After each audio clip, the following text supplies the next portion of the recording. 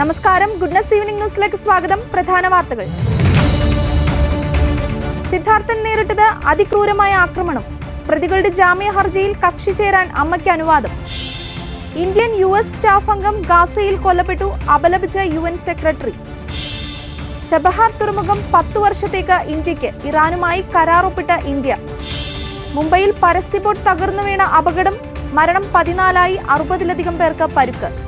സംസ്ഥാനത്ത് ഇന്നും ഒറ്റപ്പെട്ടയിടങ്ങളിൽ ശക്തമായ മഴ, കാലവർഷം അടുത്തയാഴ്ച ആൻഡമാനിൽ. വാർത്തകൾ വിശദമായി.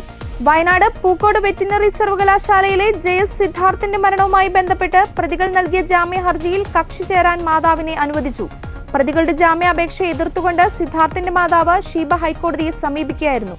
ജാമ്യ ഹർജി ഈ മാസം 22-ന് ജസ്റ്റിസ് മുഹമ്മദ് നിയാസ് വീണ്ടും പരിഗണിക്കും. സിദ്ധാർത്ഥന്റെ മരണകാരണം ഇപ്പോഴും വ്യക്തമല്ലെന്നും CBI സമർപ്പിച്ച അന്തിമ റിപ്പോർട്ടിൽ നിന്നും പ്രതികളുടെ പങ്ക് വ്യക്തമാണെന്നും ഹൈക്കോടതിയിൽ നൽകിയ ഹർജിയിൽ സിദ്ധാർത്ഥന്റെ അമ്മ പറയുന്നു. അതിക്രൂരമായ ആക്രമണമാണ് തന്റെ മകൻ നേരിട്ടത്. സിദ്ധാർത്ഥിന് വൈദ്യസഹായം നൽകാൻ പോലും പ്രതികൾ തയ്യാറായില്ലെന്നും CBIയുടെ അന്തിമ റിപ്പോർട്ടിൽ നിന്നും കേസ് തുടരന്വേഷണം വേണമെന്ന കാര്യം വ്യക്തമാണെന്നും അമ്മ ഹർജിയിൽ പറയുന്നു. സിദ്ധാർത്ഥന്റെ മരണവുമായി ബന്ധപ്പെട്ട് 20 വിദ്യാർത്ഥികളാണ് അറസ്റ്റിലായത്. ഇതിൽ 10ഓളം വിദ്യാർത്ഥികളാണ് ജാമ്യത്തിനായി ഹൈക്കോടതിയെ സമീപിച്ചത്. ഈ ഹർജികൾ പരിഗണിക്കുന്നതിനിടെയാണ് സിദ്ധാർത്ഥന്റെ അമ്മയെ കക്ഷി ചേർക്കാൻ കോടതി അനുവദിച്ചത്. 2024 ഫെബ്രുവരി 18-നാണ് സിദ്ധാർത്ഥനെ ഹോസ്റ്റലിലെ കുളിമുറിയിൽ തൂങ്ങി മരിച്ച നിലയിൽ കണ്ടെത്തിയത്. പ്രതികൾ പരസ്യവിചാരണ നടത്തുകയും മർദ്ദിക്കുകയും ചെയ്തതിനെ തുടർന്ന് സിദ്ധാർത്ഥൻ ആത്മഹത്യ ചെയ്യുകയായിരുന്നു എന്നാണ് കേസ്.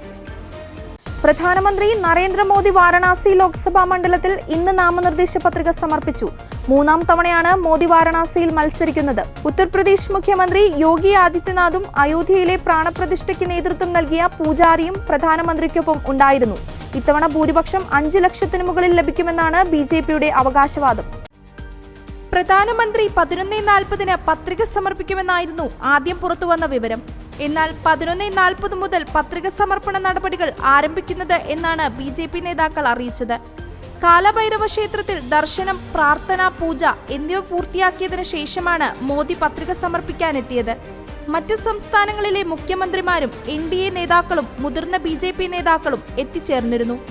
വാരണാസിയിലെ സാധാരണക്കാരെയാണ് പത്രികയിൽ ഒപ്പുവയ്ക്കാൻ മോദി തിരഞ്ഞെടുത്തത്. ബ്രാഹ്മണ സമുദായത്തിൽ നിന്നുള്ള ഒരു വ്യക്തി, OBC, ദളിത് വിഭാഗങ്ങളിൽ നിന്നുള്ള വ്യക്തികൾ എന്നിവരെയാണ് മോദിയുടെ പത്രികയിൽ ഒപ്പുവെച്ചത്. നാമനിർദ്ദേശ പത്രിക സമർപ്പണത്തിന് മുന്നോടിയായി വാരണാസിയിൽ ഇന്നലെ മോദി റോഡ് ഷോ നടത്തിയിരുന്നു. UP മുഖ്യമന്ത്രി യോഗി ആദിത്യനാഥിനൊപ്പമായിരുന്നു 5 കിലോമീറ്റർ നീണ്ട റോഡ് ഷോ. തുടർച്ചയായി 3-ാം തവണയാണ് മോദി വാരണാസിയിൽ ജനവിധി തേടുന്നത്. ഇത്തവണ ഭൂരിപക്ഷം 5 ലക്ഷത്തിന് മുകളിൽ ലഭിക്കുമെന്നാണ് BJPയുടെ അവകാശവാദം. വാരണാസിയിൽ 10 വർഷം നടപ്പാക്കിയ പദ്ധതികൾ വിവരിക്കുന്ന വീഡിയോ അദ്ദേഹം സമൂഹമാധ്യമത്തിൽ പങ്കുവച്ചിരുന്നു. ഇറാനിലെ തന്ത്രപ്രധാനമായ ചബഹാർ ഷാഹിദ് ബെഹഷ്തി തുറമുഖ ടെർമിനലിന്റെ നടത്തിപ്പിനായി ഇന്ത്യയും ഇറാനും കരാർ ഒപ്പിട്ടു. 10 വർഷത്തേക്ക് ഇന്ത്യക്കാണ് നടത്തിപ്പ് ചുമതല. ആദ്യമായാണ് ഒരു വിദേശ തുറമുഖത്തിന്റെ നടത്തിപ്പ് ചുമതല ഇന്ത്യ ഏറ്റെടുക്കുന്നത്. ഇന്ത്യയും ഇറാനും അഫ്ഗാനിസ്ഥാനും തമ്മിലുള്ള ത്രികക്ഷി വ്യാപാരത്തിനും വാണിജ്യത്തിനും തുറമുഖം സഹായകമാകുമെന്ന് കേന്ദ്ര തുറമുഖ മന്ത്രാലയം പത്രക്കുറിപ്പിൽ അറിയിച്ചു. കേന്ദ്ര തുറമുഖ മന്ത്രി സർബാനന്ദ സോനോവാളിന്റെ സാന്നിധ്യത്തിൽ തിങ്കളാഴ്ച ഇന്ത്യ പോർട്ട് ഗ്ലോബൽ ലിമിറ്റഡും ഇറാനിലെ പോർട്ട് ആൻഡ് മാരിടൈം ഓർഗനൈസേഷനുമായാണ് കരാറിൽ ഒപ്പുവെച്ചത്. ഇറാനിൽ നടന്ന ചടങ്ങിൽ ഇറാന്റെ റോഡ് നഗര വികസന മന്ത്രി മെഹർസാദ് ബസർപാഷും പങ്കെടുത്തു. അഫ്ഗാനിസ്ഥാനുമായും വിശാലമായ മധ്യേഷ്യൻ രാജ്യങ്ങളുമായും വ്യാപാരത്തിനുള്ള കവാടമായി ചബഹാർ മാറുമെന്നാണ് പ്രതീക്ഷ.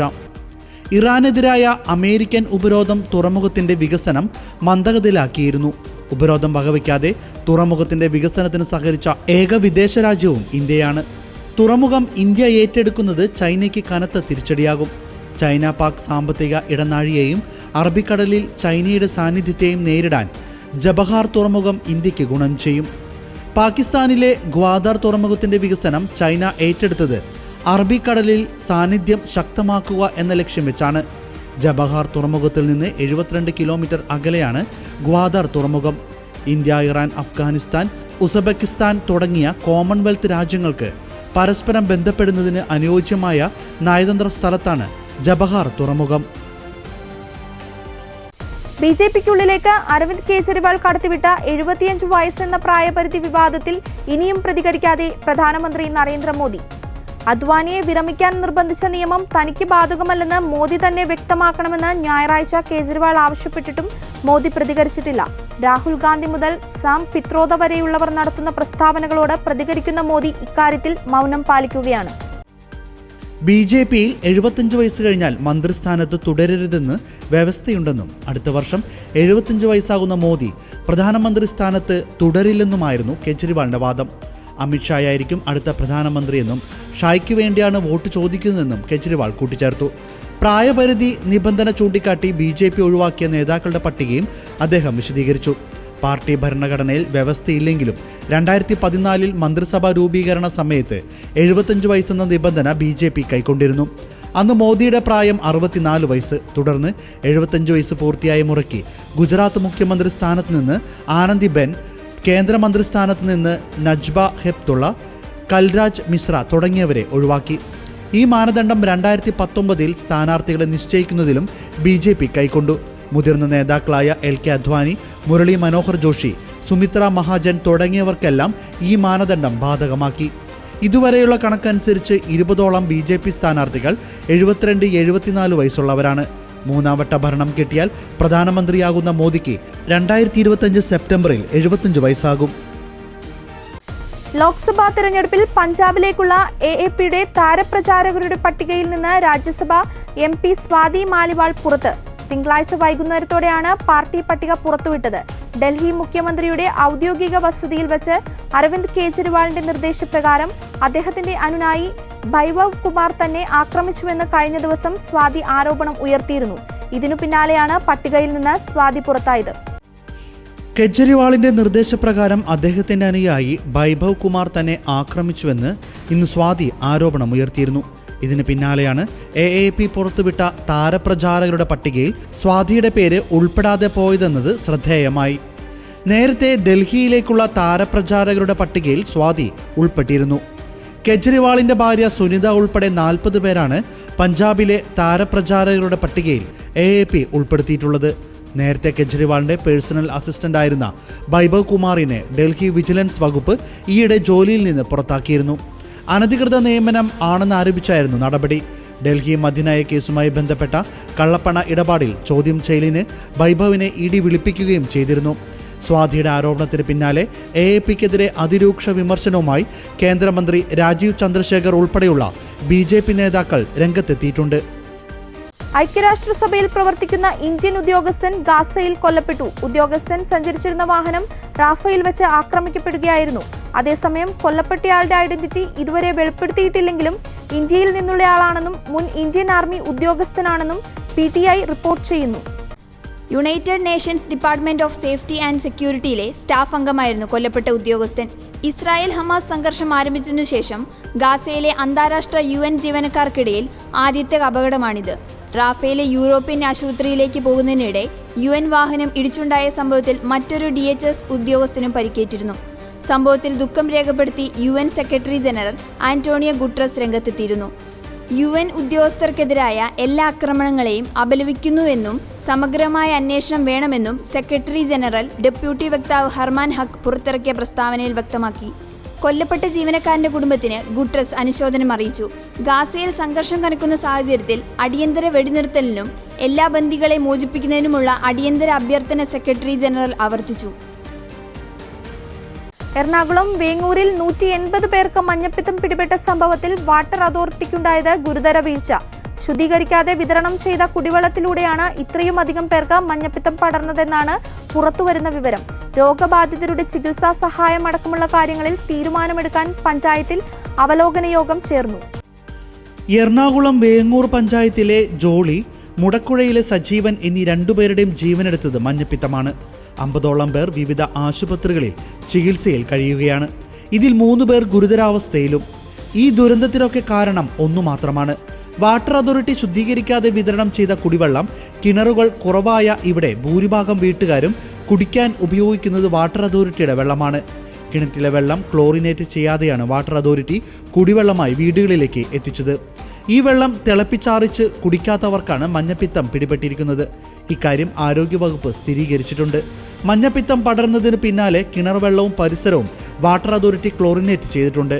കുടിവെള്ളം എന്തുകൊണ്ട് നേരത്തെ ശുചീകരിച്ചില്ലെന്ന ചോദ്യത്തോട് വാട്ടർ അതോറിറ്റി ഉദ്യോഗസ്ഥർക്ക് ഉത്തരമില്ല.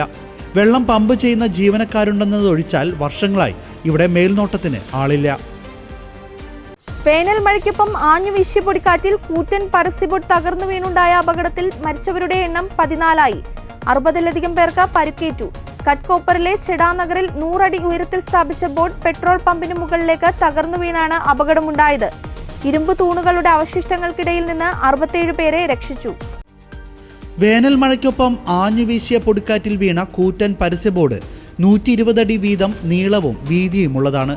തൂണുകളടക്കം 250 ടൺ ഭാരമുണ്ടെന്നാണ് പ്രാഥമിക വിവരം. നിയമവിരുദ്ധമായി ബോർഡ് സ്ഥാപിച്ച പരസ്യ കമ്പനിക്കെതിരെ പോലീസ് കേസെടുത്തു. പടുകൂറ്റൻ ഹോർഡിംഗ് അപകട ഭീഷണി ഉയർത്തുന്നതായി ചൂണ്ടിക്കാട്ടി നേരത്തെ പരാതി നൽകിയിരുന്നതായി പ്രദേശവാസികൾ വ്യക്തമാക്കി. എന്നാൽ നടപടിയുണ്ടായില്ല. ഇന്നലെ വൈകിട്ടുണ്ടായ പൊടിക്കാറ്റിൽ മുംബൈ വിമാനത്താവളത്തിന്റെ പ്രവർത്തനം 1 മണിക്കൂർ തടസ്സപ്പെട്ടു. 15 വിമാനങ്ങൾ വഴിതിരിച്ചുവിട്ടു. ലോക്കൽ മെട്രോ ട്രെയിനുകൾ സിഗ്നൽ പ്രശ്നങ്ങളെ തുടർന്ന് വൈകിയതോടെ 10,000-കണക്കിന് പേർ വീടുകളിലെത്താതെ വലഞ്ഞു. ഈ മാസം 16 വരെ നഗരത്തിൽ ശക്തമായ കാറ്റിനും മഴയ്ക്കും സാധ്യതയുണ്ടെന്ന് കാലാവസ്ഥാ നിരീക്ഷണ കേന്ദ്രം അറിയിച്ചു. അവശിഷ്ടങ്ങൾക്കിടയിൽ കുടുങ്ങിക്കിടക്കുന്നവരെ രക്ഷപ്പെടുത്തുന്നതിനായി NDRF സംഘം സ്ഥലത്ത് തുടരുകയാണെന്ന് പോലീസ് പറഞ്ഞു. ആളുകളെ രക്ഷപ്പെടുത്തുന്നതാണ് പ്രധാനമെന്നും പരിക്കേറ്റവരുടെ ചികിത്സ സർക്കാർ ഏറ്റെടുക്കുമെന്നും മഹാരാഷ്ട്ര മുഖ്യമന്ത്രി ഏക്നാഥ് ഷിൻഡെ അറിയിച്ചു. അപകടത്തിൽ ജീവൻ പൊലിഞ്ഞവരുടെ കുടുംബങ്ങൾക്ക് 5 ലക്ഷം വീതം നൽകുമെന്നും മുഖ്യമന്ത്രി അറിയിച്ചു. വിഷയത്തിൽ അന്വേഷണം പ്രഖ്യാപിച്ചതായി ഉപമുഖ്യമന്ത്രി ദേവേന്ദ്ര ഫട്നാവിസ് പറഞ്ഞു. പൊന്നാനിയിൽ കടലിൽ കപ്പൽ ബോട്ടിലിടിച്ച 2 പേർ മരിച്ച അപകടത്തിൽ അന്വേഷണം തുടങ്ങി കോസ്റ്റൽ പോലീസ്. ബോട്ടിലിടിച്ച കപ്പലിലെ ജീവനക്കാരെ ഇന്ന് ചോദ്യം ചെയ്തു. കോസ്റ്റൽ പോലീസ് കസ്റ്റഡിയിലെടുത്ത കപ്പൽ ഇന്നലെ വൈകിട്ടോടെ ഫോർട്ട് കൊച്ചി തീരത്ത് എത്തിച്ചിരുന്നു. ഫോറൻസിക് സംഘം ഇന്ന് കപ്പലിൽ പരിശോധന നടത്തി. വില്ലിംഗ്ടൺ ഐലൻഡിലെ ക്യൂട്ടൺ ടെർമിനലിലാണ് കപ്പൽ നങ്കൂരമിട്ടിരിക്കുന്നത്. അലക്ഷ്യമായി കപ്പൽ ഓടിച്ചതിനും മരണത്തിനിടയാക്കിയതിനുമാണ് കപ്പലിലെ ജീവനക്കാർക്കെതിരെ കേസ്. ലക്ഷദ്വീപിലേക്ക് ചരക്കുമായി പോകും വഴിയാണ് സാഗർ യുവരാജ് എന്ന കപ്പൽ മത്സ്യബന്ധന ബോട്ടിലിടിച്ച് 2 പേർ മരിച്ചത്. കപ്പൽ മത്സ്യബന്ധന ബോട്ടിലിടിച്ചതിനെ തുടർന്ന് 6 തൊഴിലാളികൾ കടലിൽ പെട്ടുപോയിരുന്നു. ഇവരിൽ 4 പേരെ രക്ഷപ്പെടുത്താനായെങ്കിലും 2 പേരെ കാണാതാകുകയായിരുന്നു. കാണാതായ സലാം, ഗഫൂർ എന്നിവരുടെ മൃതദേഹം പിന്നീട് നടത്തിയ തെരച്ചിലിൽ കണ്ടെത്തിയിരുന്നു. നേവിയും കോസ്റ്റ് ഗാർഡും ചേർന്ന് നടത്തിയ തിരച്ചിലിലാണ് മൃതദേഹം കണ്ടെത്തിയത്. പൊന്നാനിയിൽ നിന്ന് പുറപ്പെട്ട ഇസ്ലാഹ എന്ന ബോട്ടാണ് അപകടത്തിൽപ്പെട്ടത്. ചാവക്കാട് മുനമ്പിൽ നിന്ന് 32 നോട്ടിക്കൽ മൈൽ അകലെ വെച്ചാണ് അപകടം നടക്കുന്നത്. സാഗർ യുവരാജ് എന്ന കപ്പൽ ബോട്ടിൽ ഇടിക്കുകയായിരുന്നു. കാലവർഷം അടുത്തയാഴ്ചയോടെ ആൻഡമാനിൽ എത്തിച്ചേരുമെന്ന് കേന്ദ്ര കാലാവസ്ഥാ വകുപ്പിന്റെ പ്രവചനം. 19-ന് തെക്കുകിഴക്കൻ ബംഗാൾ ഉൾക്കടൽ, തെക്കൻ ആൻഡമാൻ കടൽ, നിക്കോബാർ ദ്വീപ് എന്നിവിടങ്ങളിൽ എത്തിച്ചേരാൻ സാധ്യതയുണ്ടെന്നാണ് വിലയിരുത്തൽ. സാധാരണയായി മെയ് 22-നാണ് ആൻഡമാൻ ഉൾക്കടലിൽ കാലവർഷം ആരംഭിക്കുക. ഇന്നലെ സംസ്ഥാനത്തിന്റെ വിവിധ ഭാഗങ്ങളിൽ ഒറ്റപ്പെട്ടയിടങ്ങളിൽ ശക്തമായ മഴ ലഭിച്ചു. ഇന്ന് പത്തനംതിട്ടയിൽ ശക്തമായ മഴയ്ക്ക് സാധ്യതയുള്ളതായി മഞ്ഞ അലർട്ട് പ്രഖ്യാപിച്ചിട്ടുണ്ട്. ഒറ്റപ്പെട്ടയിടങ്ങളിൽ ശക്തമായ മഴയ്ക്കും സാധ്യതയുണ്ട്. ഇടിയോടുകൂടിയ മഴയ്ക്ക് സാധ്യതയുണ്ട്. കേമറിന് തീരത്തായി നിലനിൽക്കുന്ന ചക്രവാത ചുഴിയാണ് മഴയ്ക്ക് കാരണം. മറ്റു ജില്ലകളിലും ഒറ്റപ്പെട്ട പ്രദേശങ്ങളിൽ ശക്തമായ മഴയ്ക്ക് സാധ്യതയുണ്ട്.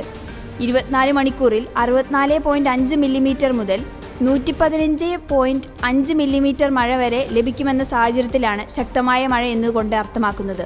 ഇടനാടുകളിലും മലയോര മേഖലയിലും മഴ കനത്തേക്കാമെന്നാണ് ഇപ്പോഴത്തെ വിലയിരുത്തൽ. അസഹനീയമായ ചൂടിന് ആശ്വാസമായാണ് വേനൽ മഴയുടെ വരവ്. സംസ്ഥാനത്ത് താപനിലയിലും നേരിയ കുറവുണ്ടായിട്ടുണ്ട്. പാലക്കാട് ജില്ലയിലാണ് ഇന്നലെ ഉയർന്ന താപനില രേഖപ്പെടുത്തിയത്. 38 degree Celsius, Kozhikode 37.2 degree Celsius, Kannur airport 36.7 degree Celsius, Punalur 36.4 degree Celsius എന്നിവിടങ്ങളിലും കൂടിയ ചൂട് രേഖപ്പെടുത്തി. ഇതോടെ ഗുഡ്നസ് ഈവനിംഗ് ന്യൂസ് സമാപിക്കുന്നു. കൂടുതൽ വാർത്താ അപ്ഡേറ്റുകൾക്കായി ഗുഡ്നസ് ഓൺലൈൻ സന്ദർശിക്കുക. നന്ദി.